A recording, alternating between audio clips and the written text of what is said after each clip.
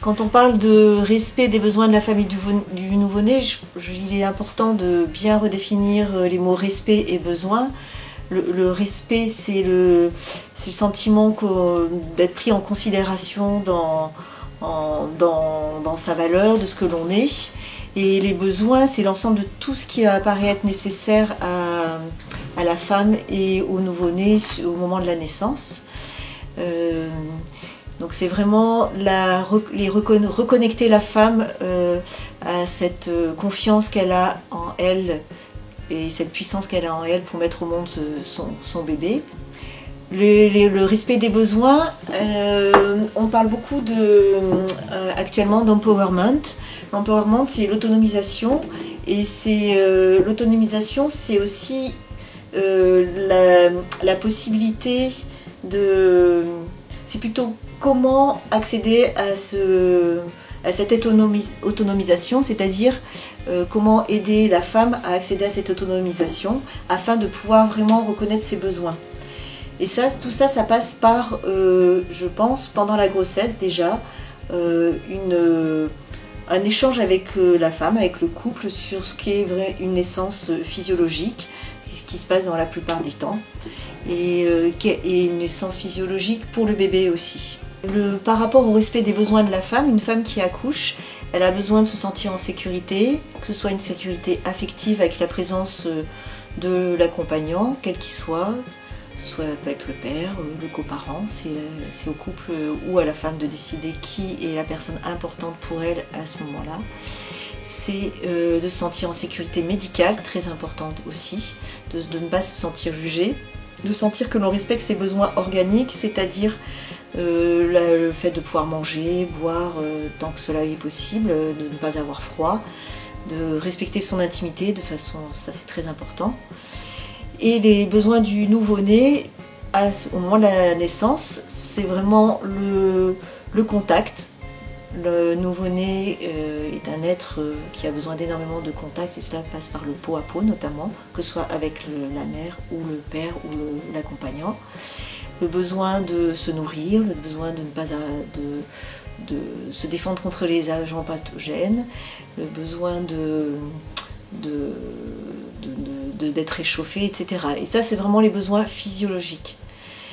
Et ces besoins, ils sont universels, quelle que soit la femme et le nouveau-né, quel que soit l'endroit où cette femme met au monde ce bébé, ce sont des besoins que l'on retrouve de façon universelle de toute la planète. Toutes les femmes, tout le processus de l'accouchement se fait de la même façon, et la mise au monde du bébé aussi, dans la mesure où tout se passe physiologiquement. Quelles que soient les circonstances, la femme et le bébé ont besoin de ce respect, et encore plus lorsqu'il y a une naissance qui n'est pas complètement physiologique, qui n'est pas complètement celle que la femme avait envisagée, et qui se passe le plus souvent dans l'urgence, dans ces cas-là. L'important est vraiment la communication avec la femme, afin qu'elle puisse rester connectée avec ce qui se passe dans son corps au moment de cette naissance qui est différente de celle qu'elle avait pu imaginer. Les outils que l'on peut proposer à une femme pendant la naissance sont des outils qui vont être travaillés en amont pendant la grossesse. On parle beaucoup de préparation à la naissance, et c'est vraiment quelque chose de très important, et ça c'est un outil important afin que la femme puisse identifier quels sont ses réels besoins qui lui sont propres. Comme je disais auparavant, chaque femme a sa propre physiologie, a sa singularité, et c'est la femme avec son compagnon ou coparent va élaborer ce projet, va travailler tout au long de la grossesse à mieux se connaître, à mieux identifier ses besoins. De cette façon, une fois que ces besoins sont vraiment identifiés par la femme, elle sera mieux à même de les exprimer, et du coup qu'ils soient respectés. Parce que je pense qu'il est très difficile pour une équipe médicale ou pour une sage-femme, quand elle accompagne une femme, qui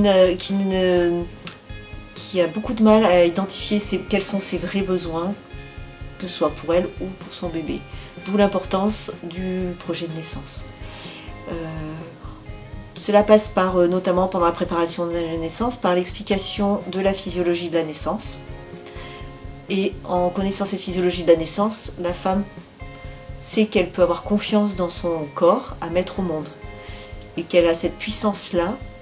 On sait quand même que l'utérus, c'est le muscle le plus puissant du corps de la femme et du corps des êtres humains en général.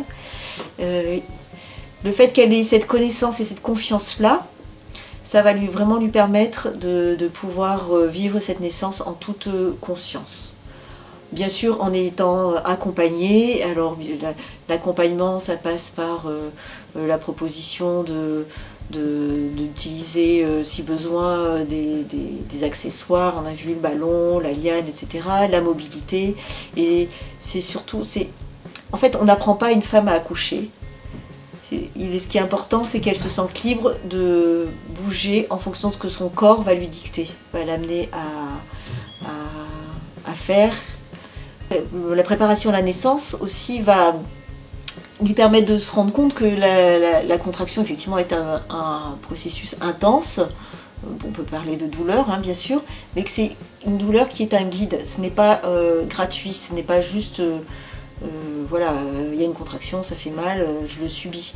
C'est plutôt être dans l'action et accompagner cette contraction. Il n'y a pas de... Et ça, c'est elle qui va trouver au fond d'elle sa façon à elle d'accompagner cette contraction.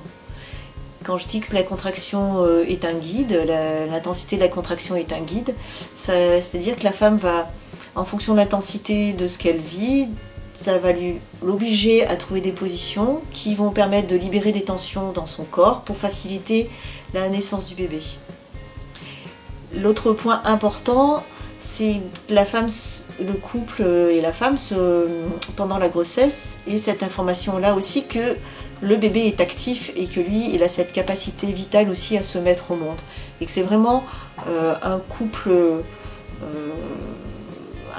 comment dire, ils sont très liés l'un à l'autre, ils sont autonomes et en même temps très liés l'un à l'autre, et que tout ce qui se passe pour le bébé va guider la femme aussi dans la gestion des contractions, et tout ce qui se passe pour la femme va amener le bébé aussi à trouver son chemin pour la naissance.